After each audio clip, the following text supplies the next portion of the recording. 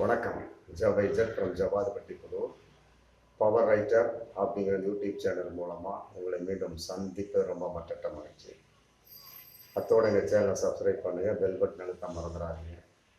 அத்தோட எல்லாத்துக்கும் ஷேர் பண்ணுங்கள். அதாவது ஒரு 7-8 மாதங்களுக்கு முன்னால் நடந்த ஒரு சம்பவம். கோர்ட்டில் வழக்கு போட்டு பழனி தண்டாயுதபாணி கோயிலோட பள்ளி அடிவாரத்தில் ஒரு வியாபாரி வழக்கு போட்டு, அதாவது கோவிலுக்குள் இந்துக்களை தவிர யாரும் நுழையக்கூடாது, கிறிஸ்துவர்களாகட்டும் இஸ்லாமியராகட்டும் யாரும் நுழையக்கூடாது. அது எப்படி அந்த உருவாக்கப்பட்டுச்சு அப்படின்னா, ஒரு இஸ்லாமியனை உள்ளே போய் உட்காந்து ஏதோ ரெஸ்ட் எடுக்கிறாரு, மற்றபடி அங்கே இருக்கக்கூடிய ரோப் காரில் போகிறாரு. உடனே அதை மையப்படுத்தி யாரும் உள்ளே நுழைய விடக்கூடாதுன்னு போட்டு சப்ஜெக்ட் பண்ணி போர்டு வைக்கிறாங்க. அப்புறம் திருப்பும் அந்த போர்டு எடுக்கப்படுகிறது. இப்போ திரும்பவும் கோர்ட்டில் கேஸ் போட்டு அது மீண்டும் வழக்கு விசாரணைக்கு மீண்டும் அங்கு வைக்கப்பட்டிருக்குது. அதாவது இந்துக்களை தவிர யாரும் உள்ளே நுழையக்கூடாது. எங்க பழனி கோவிலில், தண்டாயுதபாணி கோவிலில், அறுபடை வீடுல முருகனுடைய கோவில், அது ஒரு கோவில். பொதுவாகவே அந்த ஏரியாவை பொறுத்த வரைக்கும் பார்த்தா அப்படின்னம்னா இஸ்லாமியர்கள், இந்துக்கள், கிறிஸ்துவ மக்கள் அப்படின்னு பிரிவினையே இருக்காது. நம்ம எல்லோருமே ஒன்றாக கடந்து மாமே மச்சா மாதிரி தான் பழகிட்டு இருப்பாங்க. அப்படிதான் இன்னைக்கும் போயிட்டு இருக்கு. அதன் அடிப்படையில் பழனி கோயிலுக்கு ஏகப்பட்ட பேர் போவாங்க. இந்துக்கள் போவது ஒரு பக்கம் இருக்கட்டும், இஸ்லாமியர்கள், கிறிஸ்துவர்கள் உள்ள போய் அமைதியா பூங்கால உட்காந்து மனதுக்கு நிம்மதியா ஒரு ரெஸ்ட் எடுத்துட்டு, மற்றபடி இருக்கக்கூடிய பஞ்சாமிரத்தை சாப்பிட்டு ரோப் காரில் இருந்துட்டு, மற்றபடி அங்க இருக்கக்கூடிய சில சாமி சிலைகளை பார்த்து ரசிச்சுட்டு, மற்றபடி இருக்கக்கூடிய ஒரு அங்க இஸ்லாமியர்களுக்கு ஒரு தர்கா ஒன்று இருக்கு, அந்த தர்காவில் உட்காந்து வேண்டுதல் பண்ணிட்டு நார்மலா மக்களா வந்துருவாங்க. இதுதான் ஒரு 8-9 மாதங்களுக்கு முன்னால் நடந்த ஒரு விஷயம். ஆனா இதை ஒரு பாசிச சனாதன போக்குள்ள நபரா அல்லது வேண்டுமென்று பிறரால் தூண்டப்பட்டவரா அப்படிங்கிறது தெரியாது. அவர் கோர்ட்ல கேஸை போட்டு இன்னைக்கு யாருமே உள்ள நுழையக்கூடாது அப்படிங்கிற, அதாவது இந்துக்களை தவிர இஸ்லாமியர்கள், கிறிஸ்தவர் யாருமே பழனி கோயில்கள் யாரும் நுழையக்கூடாது அப்படின்னு இன்னைக்கு உத்தரவு வாங்கியாச்சு கோர்ட்டா. ஆமா, இது தமிழக அரசு சேகர்பாபு ஐயா அவங்க கண்ணுக்கு தெரிஞ்சு இதை எப்படியாவது நாங்கள் கோர்ட்டில் மேல்முறையீடு செஞ்சு நாங்கள் அதை பண்ணுவோம் அப்படின்னு சொல்லியிருந்தாங்க. இதான் இந்த வீடியோ ஒரு முக்கிய அம்சம். ஆனால் இது வரைக்கும் பண்ணலை. அதை ஞாபகப்படுத்துவதற்காகவே இந்த வீடியோ போடப்பட்டிருக்கு. பழனி கோவிலுங்கிறது ஒரு சமத்துவப்புறம் மாதிரி தான் இன்னைக்கு வரைக்கும். ஒரு 8-9 மாதங்களுக்கு முன்னால, ஒரு வருஷத்துக்கு முன்னாலே வைங்கிறாங்க, மக்கள் பழகிட்டு இருந்தாங்க. ஆனால் இந்த பாசிச கும்பல், சனாதன போக்கு உள்ள கும்பல் வெளிப்பாடு மதவாதத்தை புகுத்தி, மற்றபடி தேவையற்ற கருத்து மோதல்களை உருவாக்கி அங்கு இஸ்லாமியர்களும் கிறிஸ்துவர்களையும் உள்ளே நுழைய விடாமல் தடுத்து விட்டார்கள். ஆமா, அப்படிங்கிறதா பகிரங்கமான ஒண்ணு. சட்டப்படி ஒரு விஷயம் இருக்கலாம், சட்டப்படி எல்லாம் நடந்ததில்லை இந்த இந்தியாவில். ஹெல்மெட்டு போடணும் சட்டம், ஹெல்மெட்டு போட்டு எல்லாரும் ஓட்டுறாங்களா? ஏகப்பட்ட போலீஸாரே ஹெல்மெட்டு போடாமல் ஓட்டிட்டு இருக்கிறாங்க. அதுக்காக நான் அதை நியாயப்படுத்தவில்லை. அதாவது ஒரு சூழல் அப்படின்னு வரக்கூடிய சமயத்துல எத்தனையோ இஸ்லாமியர்கள் ஒரு இந்து மத கோவிலுக்குள் நுழையலாம், மற்றபடி கிறிஸ்துவர்கள் ஒரு இந்து மத கோயிலுக்கு நுழையலாம் அப்படின்னு மனசுக்குள்ள ஒரு எண்ணம். எப்படி இந்து மக்கள் பள்ளிவாசலுக்கு தண்ணி ஊதுறாங்க பாருங்க, அந்த மாதிரி பல ஒரு காலையில் 5 to 7, சாயங்காலம் 5 to 7 AM PM பார்த்தீங்கன்னா ஏகப்பட்ட இந்து மக்கள் கியூவை நின்றுருப்பாங்க பள்ளிவாசலுக்கு முன்னாடி. அவங்கள போய் இங்கே யார் நிற்காதீங்கன்னு சொல்ல முடியுமா?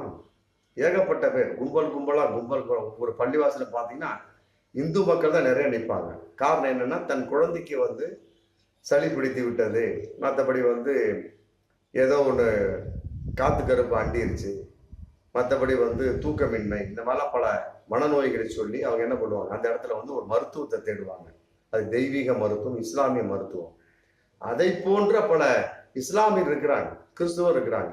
அதன் அடிப்படையில் என்ன பண்றதுன்னா, பல பேர் மனசு நிம்மதியா இருக்குதுப்பா, சந்தோஷமா இருக்கணும்ப்பா, வேணும்ப்பா சொல்லிட்டு பழனிமலை கோவிலை ஏறி படிக்கட்டில் ஏறி அங்க இருக்கக்கூடிய சாமி விக்கிரகங்களை பார்த்து வழிபடாவிட்டாலுமே ஒரு அங்க இருக்கக்கூடிய அரச மரம் ஆலமரத்துல உட்கார்ந்து இருந்து வரக்கூடிய அந்த நிம்மதி இருக்கு பார்த்தீங்களா, உண்மையிலே வந்து அது வார்த்தைகளை விவரிக்க முடியாத ஒரு விஷயம். அதுக்கு வந்து இன்னைக்கு வந்து ஒரு குறிப்பிட்ட பாசிச கும்பல் வந்து வேட்டு வச்சுட்டாங்க. அதற்கு வேட்டு வைக்க வேண்டும். நாங்க இது சம்பந்தமா 2 வீடியோ போட்டிருப்போம். அதற்கு வந்து இந்த தமிழக அரசு வேட்டு வச்சு, திராவிட மாடல் ஆட்சி வேட்டு வச்சு, இந்துக்கள் மட்டும் இல்லை, இஸ்லாமியர்களும் கிறிஸ்தவர்களும் எல்லோருமே பழனி கோயிலுக்குள்ள உள்ளே நுழைந்து வெளியே வரலாம் அப்படிங்கிற ஒரு விஷயத்தை கொண்டு வரணும். இதற்கு வந்து மேல்முறையீடு செய்வோம் சொல்லி போட்டு ஒரு 7-8 மாசத்துக்கு முன்னாடியே சொன்னார். ஆமா, இந்து சமய நலத்துறை அமைச்சர் இவர் சேகர் பாபு. இன்னைக்கு வரைக்கும் அதை மறந்துட்டாங்களா அப்படின்னு தெரியல. இதை ஞாபகப்படுத்தும் வண்ணமான இந்த வீடியோ.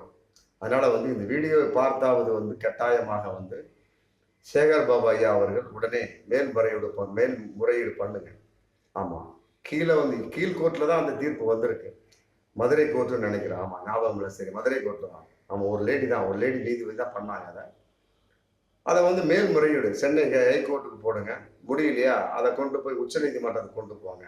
கொண்டு போய் இந்து கோவில் ஆமா அப்படின்னு இல்லாம இஸ்லாமியர்களும் கிறிஸ்தவர்கள் உள்ளே நுழைந்து வரக்கூடிய ஒரு அற்புதமான ஒரு சமத்துவ புறமாக பழனி கோயிலை மாற்றி தர வேண்டும். அதே மாதிரி இன்னொரு விஷயத்தை நம்ம பார்க்கணும். ஏன்னா 3வது தடவை பிஜேபி ஆட்சிக்கு வந்துட்டாங்க. அதனால நம்ப முடியாது. இதே ஒரு சட்டத்தை வந்து எல்லா கோயிலுக்கும் கொண்டு வந்தான்னு வைங்க. இருக்கக்கூடிய மயிலாப்பூர் கபாலீஸ்வரர் கோயில், அப்புறம் திருவேற்காடு கருமாரியம்மன் கோயில், மேல்மலையில் ஒரு ஆதிபராசக்தி அம்மன் கோயில், இப்படி எல்லா கோயிலுக்கும் கொண்டு வந்து ஏதோ ஒரு உள்ளூடா பண்ணாங்கன்னு வைங்க. அப்ப என்ன ஆகும்? ஏன்னா ஏகப்பட்ட இஸ்லாமியர்கள் கூட சில நேரங்களில் வந்து மனசு மாறி ஏதோ ஒரு வகையில இந்த அம்மை அப்படிங்கிற கான்செப்ட்ல அம்மாங்கிற விஷயத்த காணிக்கை போடுவதற்காக பல இஸ்லாமியர்கள் வந்து காளியம்மன் கோயிலுக்கு போவதையும், முண்டக்கண்ணி அம்மன் கோவிலுக்கு போவதையும், மற்றபடி ஆதி பராசக்தி கோயிலுக்கு போய் நான் பார்த்துக்கிறேன். அப்படி இருக்கக்கூடிய சமயத்தை எவ்வாறு போக முடியும்? புரியுதுங்களா? வேண்டுதல் என்பது வேறு, மதம் என்பது வேறு. அவர்களுக்குள்ள இருக்கக்கூடிய அந்த மனோநிலை வெளிப்பாடு. எத்தனையோ இஸ்லாமியர்கள் நான் பார்த்துருக்கேன். சில பேர் வந்து எனக்கு எங்க பொண்ணுக்கு என் பையனுக்கு வந்து அம்மா வந்து சரியா போயிருச்சு அப்படின்னு கூட கையில ஒரு மஞ்சள் துணியில காணிக்கையை கட்டி அந்த காணிக்கையை கொண்டு போய் தெரிஞ்ச ஒரு இந்து மத நண்பர்கிட்ட கொடுத்து உங்க காளி கோவில போட்டுருங்க அப்படின்னு போட்டு சொல்லுவாங்க. அந்த மாதிரி கூட நான் பார்த்துருக்கேன். அதற்கெல்லாம் வந்து வேட்டு வைக்கக்கூடிய விஷயமாக வரும் காலம் மாறிவிடுமோ அப்படிங்கிற ஒரு எண்ணப்பாடுகள் வருது. அதனால வரும் காலங்களில் கட்டாயமாக திராவிட மாடல் ஆட்சிக்கு உள்ள 3 வருஷம் இருக்கு. அதுக்குள்ள மேல்முறையீடு செய்யுங்க. பழனி கோவில்ல எல்லா மதத்தவரும் உள்ள நுழைய வேண்டும் அப்படிங்கிற மாதிரி ஒரு அந்த சட்டத்தை உடைச்சு மீண்டும் புதிதான ஒரு உத்தரவை கொண்டு வந்து போட்டீங்கன்னா தான் கட்டாயமா வந்து ஆண்டு கொண்டிருக்கிற பாசிசர் கும்பல் சனாதன போக்குள்ள ஆட்சி வந்து கட்டாயமா தன் வேலையை காட்டாம இருக்கு. இல்லை அப்படின்னா இவங்க வந்து எல்லா வகையிலும் வேலையை காட்ட ஆரம்பிச்சிட்டாங்கன்னா எந்த ஒரு கோயிலுக்குமே எந்த ஒரு விஷயத்துக்குமே இந்துக்களோ கிறிஸ்தவர்களோ உள்ளே, இஸ்லாமியர்களோ கிறிஸ்தவர்களோ உள்ளே நுழைய விடாமல் பண்ணி விடுவார்கள். அதே நேரத்துல இஸ்லாமியன் பார்ப்பான், நீங்க இப்படி பண்றீங்களா, நாங்க இப்படி பண்றோம் சொல்லி அவன் என்ன பண்ணுவான், நீங்க யாரும் வந்து மசூதிக்கு வரக்கூடாது, தண்ணி தள்ளிக்கு வரக்கூடாது அப்படின்னு சொல்லி அவன் ஒரு சட்டத்தை போட்டு உட்காந்துருப்பான். அப்ப என்ன ஆகும்? இது இந்திய ஜனநாயக நாடுங்க. ஆமா, கைகூப்பி நான் கேட்டுக்கொள்கின்றேன். ஆமா, இந்து நலத்துறை அமைச்சர் ஐயா சேகர் பாபு, இது வந்து இஸ்லாமிய நாடோ இந்து மத நாடோ கிறிஸ்துவனுக்குரிய நாடோ கிடையாது. ஜனநாயக பூமி இது. அதனால வந்து எல்லாரும் வந்து அண்ணன் தம்பியாக பழகக்கூடிய ஒரு சூழல் வந்து இதுல அடிபட்டு போயிருது. அப்ப என்ன ஆகுது? பாசிச கும்பலுக்கு தொக்கு வேட்டை, சனாதன போக்கு உள்ளவருக்கு அல்வா தின்ற மாதிரி ஆகிப்போம். அதை உடைக்க வேண்டும், சிதைக்க வேண்டும். அதற்கு இந்த திராவிட மாடல் ஆட்சி உதவ வேண்டும் என்பதுதான் இந்த வீடியோவோட இன்னொரு முக்கிய அம்சம். கட்டாயமாக மேல்முறையீடு செய்து பழனி கோவிலுக்குள் எல்லோரும் நுழையலாம் அப்படிங்கிற உத்தரவை வந்து சேகர் பாபாயை வாங்கி தர வேண்டும் என்பதை வந்து இந்த வீடியோ மூலமா நான் தாழ்வோடு கேட்டுக்கொள்கின்றேன். மற்றபடி இந்த வீடியோ ஏகப்பட்ட பேருக்கு ஷேர் பண்ணுங்க. ஆமாம், சப்ஸ்கிரைப் பண்ணிட்டு பெல் பட்டன் அழுத்திட்டு எங்களோடு தொடர்ந்து பயணிங்க. மீண்டும் அடுத்த வீடியோ சந்திப்போம். நன்றி.